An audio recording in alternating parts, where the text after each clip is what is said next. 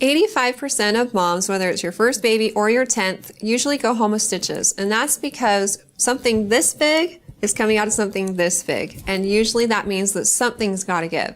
So it's really normal for a woman to tear during labor. A lot of women wonder if there's anything they can do ahead of time to prevent this from happening. And you may have heard of perineal massage, and this is where you get some oil and massage the perineal body or the muscle and tissue around the vagina to help it stretch before labor. But there's no evidence to prove that this is actually helpful, so you don't need to do it. Imagine that your pelvic floor is like a basket weave of elastics and that there's a bowling ball sitting on top of it. This is basically what it's like when you have your first baby.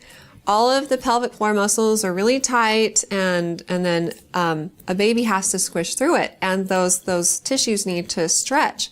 So every time you have a contraction, you push, and the force of the contraction and the pushing helps to stretch those tissues so the baby can fit out. Your hardest baby to push out is your first by far, because it's an unfortunate fact of life that you don't quite go back to the way you were after you've already had kids. So the second, third, fourth, however many babies you decide to have, just come out more easily after that point. You usually only have to push for a couple of contractions. So on your first, when you're having to push a long time, usually it's 1 to 2 hours, the nurse will get a little bit of KY jelly and do a little bit of perineal massage in conjunction with the pushing, and that will help things along. And so it doesn't need to be done beforehand, like I mentioned earlier. In fact, the greatest factor that affects whether or not you'll tear is genetics.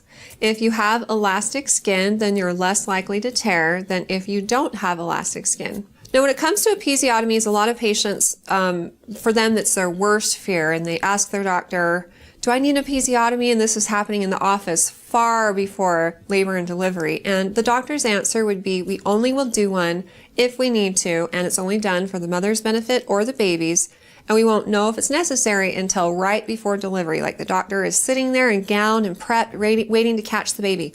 That's the point when we decide if one is necessary. Sometimes we need to cut a little episiotomy and expand the vaginal opening so the baby can be born faster because they're experiencing stress.